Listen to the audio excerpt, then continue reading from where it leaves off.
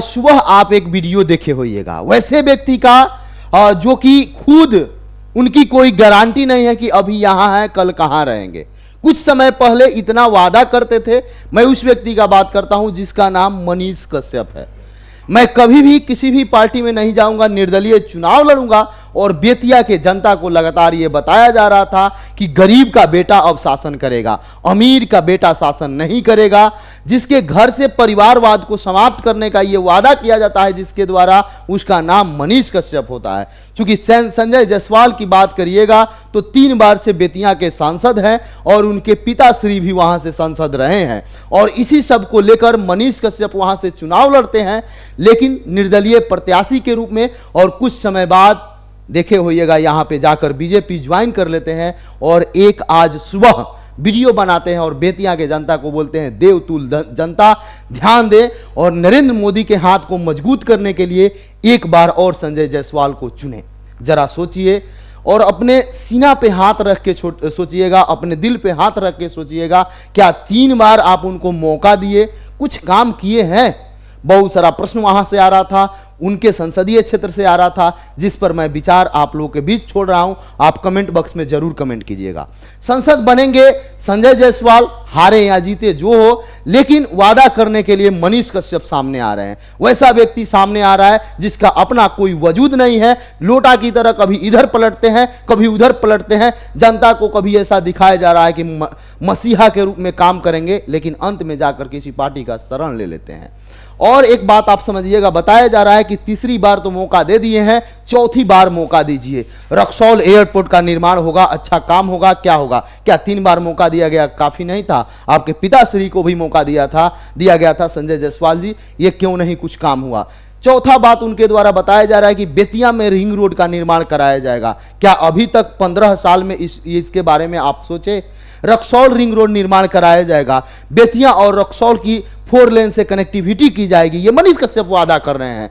और सोचिएगा, एक तरफ खुद पानी पी के गाली देते थे संजय जायसवाल को, पानी पी के चोर बताया करते थे, आज उन्हीं के आरती उतारने में लगे हैं। जरा सोचिए। और ऐसे व्यक्ति के आवाज पे आप यदि वोट करते हैं तो आप देवतुल्य जनता नहीं है, आप गुलाम तुल्य जनता है। और जनता मालिक होती है, न कि गुलाम होती है। ये मैं आप पर खुद छोड़ रहा हूं, आप खुद समझदार हैं, जरूर समझे। मैं इतना ही नहीं, वहां के जो बीजेपी के प्रत्याशी है और जो वहां के कांग्रेस के प्रत्याशी हैं, दोनों के बारे में मैं बताऊंगा, उस पर भी जरा सोचिएगा। महारानी जानकी कुंवर के नाम से पहले जो आपका हॉस्पिटल चलता था, जिसका नाम अभी वर्तमान समय में चेंज हो चुका है, उसको लेकर के उसका बदला जाएगा। एक बार और मौका दीजिए। क्या ये 3 साल, ये 15 साल मौका नहीं था? वहां आप जाइएगा तो आपको रोड पे केवल और केवल धूल मिलेंगे और टूटे हुए रोड मिलेगा। बेतिया में आप जाकर देख लीजिए, जाम कितना लगता है, आप पटना से भी कम नहीं लगता है। वहां पे आप जाकर पोल्यूशन का स्थिति देखिएगा, कचरा का स्थिति देखिएगा, वहां का विकास दर देखिएगा तो आपको खुद मालूम चल जाएगा। वहां का रोजगार दर देखिएगा, खुद आपको मालूम चल जाएगा। वहां का क्या व्यवस्था है, आप 15 साल प्लस उनके पिताजी को शासन देखे हैं। और परिवारवाद पर मोदी जी या बीजेपी के सभी नेता आरोप लगाते हैं, लेकिन जब वहां बात आती है परिवारवाद को तो वहां चुप क्यों हो जाते हैं?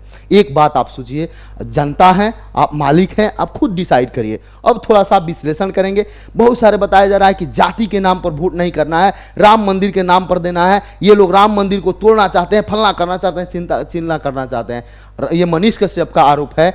ये वहां की जनता जरा सोचे, क्या राम मंदिर जिस दिन प्राण प्रतिष्ठा हो रहा था, इनके द्वारा घी का दिया नहीं जलाया गया? ऐसा आरोप लगाना किसी भी व्यक्ति पर कितना सही है?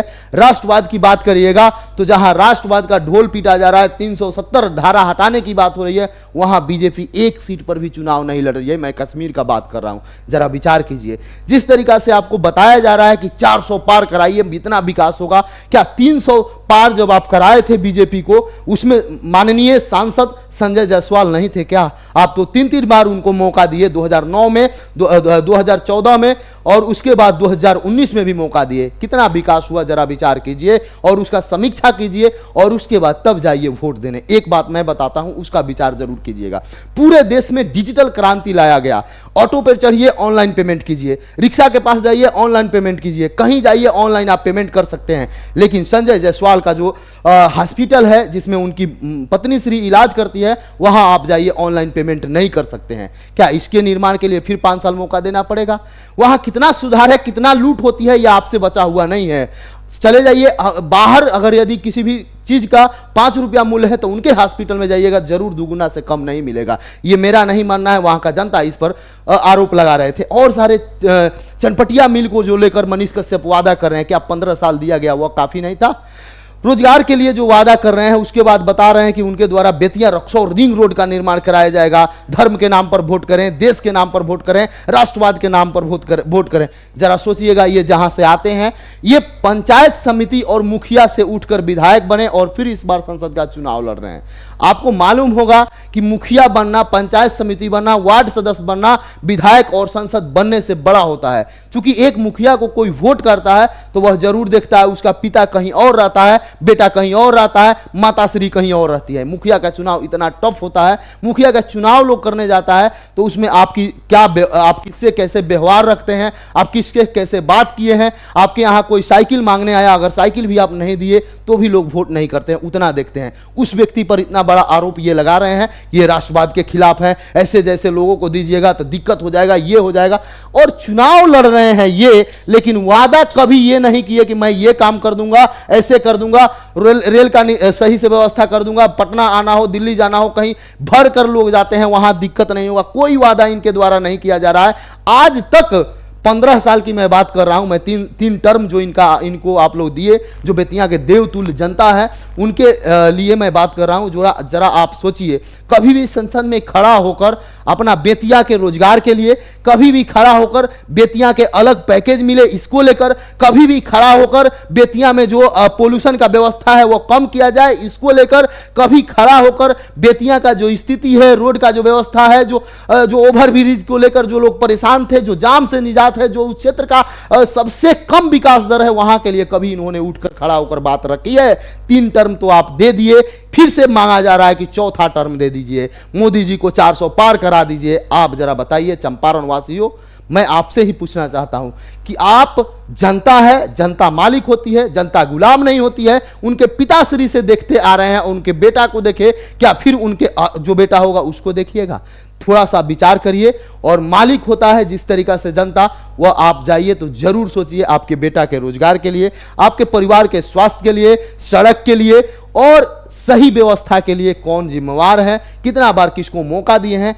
एक व्यक्ति वहां पे ये है जिनके पास कोई पैसा नहीं है, कोई संपत्ति नहीं है, इनके प्रचार करने के लिए भी कोई नहीं है। ये संजय जायसवाल और मदन तिवारी वहां से चुनाव लड़ रहे हैं, बीजेपी से ये है और ये कांग्रेस से चुनाव लड़ रहे हैं। इनका स्थिति परिस्थिति आप जानते हैं, लेकिन इस व्यक्ति पर ये व्यक्ति लगातार वादा कर रहे हैं जिनका खुद गारंटी नहीं है कि अभी यहां है कल पलटी मार कर क्या करेंगे।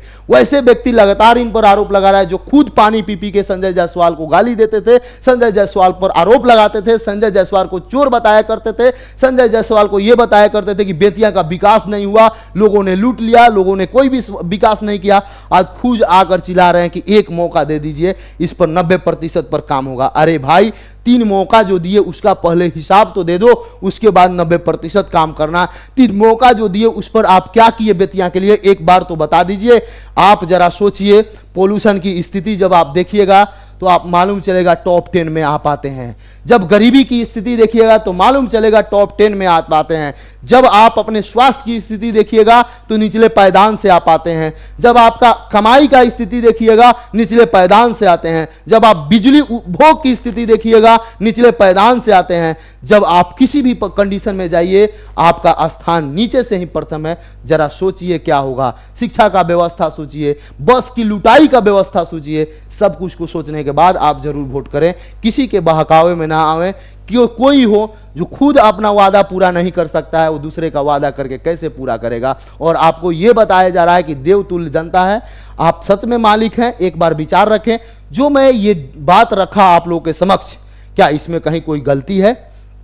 जब पूरा दुनिया ऑनलाइन के क्षेत्र में ऑनलाइन पेमेंट लेता है, सब कुछ लेता है, लेकिन उनके यहाँ पेमेंट नहीं लिया जाता है। जरा सोचिए, एक प्रतिष्ठित संसद रहे हैं, 3 बार रहे हैं और लोकसभा का प्रतिनिधित्व किए हैं, उनके पिताश्री भी किए हैं, फिर भी वहाँ व्यवस्था नहीं है। आप चले जाइए, उनके यहाँ इलाज